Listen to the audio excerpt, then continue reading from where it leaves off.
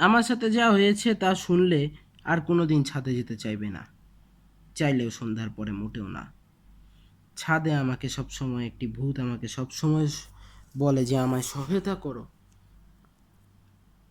আমি প্রত্যেক দিন দেখি যে আমাদের ঘরের বারান্দার পাশ দিয়ে ছাদে যাওয়ার রাস্তা দেখা যায়, সেখানে একটা ছায়ামূর্তি সবসময় আমাকে হাত বাড়িয়ে ডাকছে। আমি খুবই অবাক হই। গাইজ, এটা শুনলে তোমাদের অবাক লাগবে, কিন্তু কথাটা সত্যি। আমি খুবই ভয় পাই।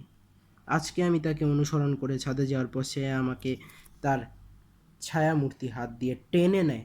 আমি অনুভব করি অনেক জোরে টান দিয়েছে। আর আমাকে ছাদে নিয়ে যাওয়ার পর একটা ভেনমের মতো চেহারা আমি দেখতে পাই, কালো চেহারা, ছায়ার মতো। আমার মতে সে কোনো ভূত হতেও পারে, কিন্তু আমি ভূতে কখনো বিশ্বাস করি না। এরকম ঘটনা আমার সাথে গ্রামেও হয়েছে। একটি মেয়ে আমার কাছে সহায়তা চাইতো, অথচ আমি তাকে নিজের চোখের সামনে মুহূর্তে দেখেছি। গাইফ গাইফ সে তাও গোলাপি কালারের কাপড়ে আর সাদা রঙের কাপড়ে আসতো, সাদা রঙের ওড়না আর গোলাপি কালারের কাপড়। গাইজ, আমার খুবই ভয় লাগতো। আমি তাকে সহায়তা করব কি না। আমার মতে সেই নতুন নতুন অবয়বে আমার সামনে আসছে সহায়তার জন্যে। গাইস, আমি চেষ্টা করব তোমাদের অন্য কোনো ভিডিওতে তার সাথে পরিচয় করাতে। আপাতত আমি খুবই ভয় পাচ্ছি, কারণ আজকেই আমার সাথে এটা ঘটেছে।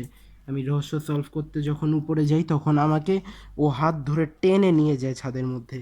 আর এই বীভৎস ভয়ঙ্কর চেহারা দেখে আমি তো ভয় পেয়ে যাই। তো গাইস, আপাতত তোমাদের সাথে এইতেই আমার শেষ। বিদায় গাইস।